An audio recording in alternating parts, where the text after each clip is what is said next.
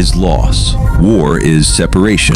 War has never been glorious, whether it ends in victory or defeat. When war breaks out, soldiers are forced to march forward, leaving behind unfinished love, families, and homes that were never given the chance to be whole.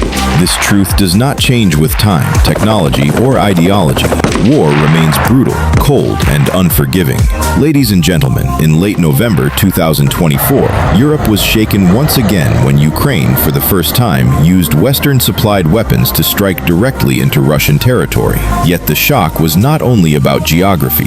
For the first time in real combat conditions, the Army tactical missile system, known as ATACMS, successfully struck and damaged components of Russia's S-400 air defense system, a system long portrayed as nearly invincible. In reality, this was not the first time ATACMS had broken the myth of the S-400. During the surprise strikes between April and June 2024, U.S.-supplied Army tactical missiles helped Ukraine destroy radar stations and launch units in Crimea and Donetsk, forcing Russia's air defense network to pay a painful price. But what happened in November was a completely different story, because Ukraine crossed a new threshold, a deeper strike into Russia itself using Western weapons. And it was no coincidence that President Zelensky's forces chose ATACMS for this risky move.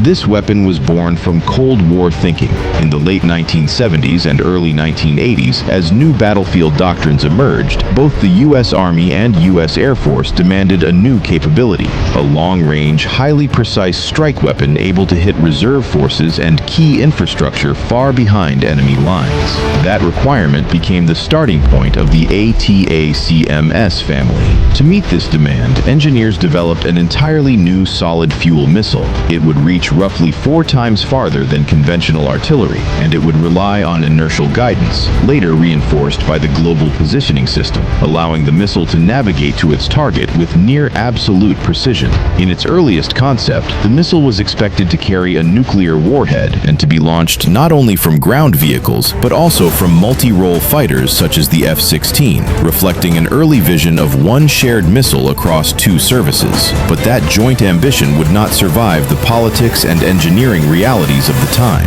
Development began in 1980, aiming to create a missile that could deliver long-range precision effects while remaining usable across service branches. But by 1984, due to conflicts during research and development, the U.S. Air Force withdrew.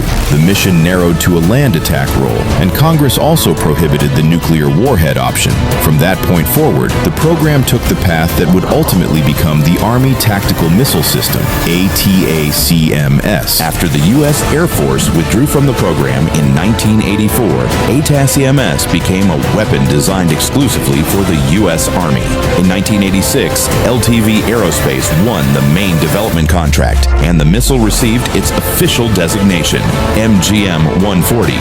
The first live test launch took place in 1988, just 3 years before the collapse of the Soviet Union, marking the entry of ATACMS into a rapidly changing strategic landscape. Although many variants were later developed, all ATACMS missiles share several core design principles. The propulsion system uses solid fuel, allowing rapid launch with minimal preparation. Early versions had a maximum range of around 165 kilometers, while later upgraded variants extended that range to approximately 300 kilometers. Initially, guidance relied purely on an inertial navigation system. However, modernized versions such as the M39A1 Block IA integrated GPS, dramatically improving accuracy and allowing effective strikes in complex, contested environments. Structurally, an ATACMS missile consists of several key sections. The nose houses impact sensors and fusing mechanisms that determine detonation timing. Directly behind it is the guidance package, combining INS and GPS. GPS provides continuous position updates via satellites, while inertial navigation tracks speed and movement independently, allowing the missile to remain accurate even in heavy electronic warfare or GPS-denied conditions. This dual-mode guidance is one of ATACMS's most important survivability features. Behind the guidance section lies the payload compartment. Depending on the mission profile, this space can carry different warheads. Early variants were equipped with cluster munitions, capable of dispersing hundreds of sub-munitions over a wide area, making them effective against airfields, radar sites, logistics hubs, and dispersal dispersed soft targets. For hardened targets such as bunkers, reinforced structures, or armored concentrations, later variants adopted unitary high-explosive warheads designed to penetrate before detonation. The missile's rear section contains control fins, antennas, and the solid rocket motor, enabling flight speeds exceeding Mach 3. ATACMS is launched from two primary platforms, the tracked M270 multiple launch rocket system and the wheeled M142 HIMARS. The M270 can carry and fire two ATACMS missiles, while HIMARS carries one, trading payload capacity for speed, mobility, and ease of transport. This mobility allows launchers to be rapidly deployed by aircraft such as the C-130, execute strikes, and relocate within minutes, making them difficult to detect and destroy. This combination of range, precision, and mobility shaped how ATACMS would later be used in real combat, not as a blunt instrument, but as a surgical tool for deep strikes against high-value targets far beyond the reach of conventional artillery. ATACMS first saw combat during the 1991 Gulf War, when the United States launched the missile in Operation Desert Storm. At that time, it was primarily used to strike Iraqi airfields, command centers, and logistics nodes located far beyond the reach of conventional artillery.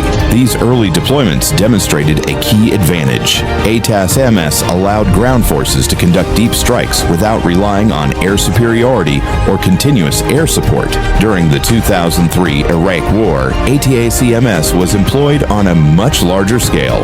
U.S. Army units launched more than 450 missiles against Iraqi targets, including air defense sites, troop concentrations, and infrastructure critical to command and control. By this point, improved guidance accuracy had reduced circular error probability significantly, allowing commanders to strike high-value targets with fewer missiles and lower collateral damage. This marked a shift from area saturation to precision deep strike doctrine.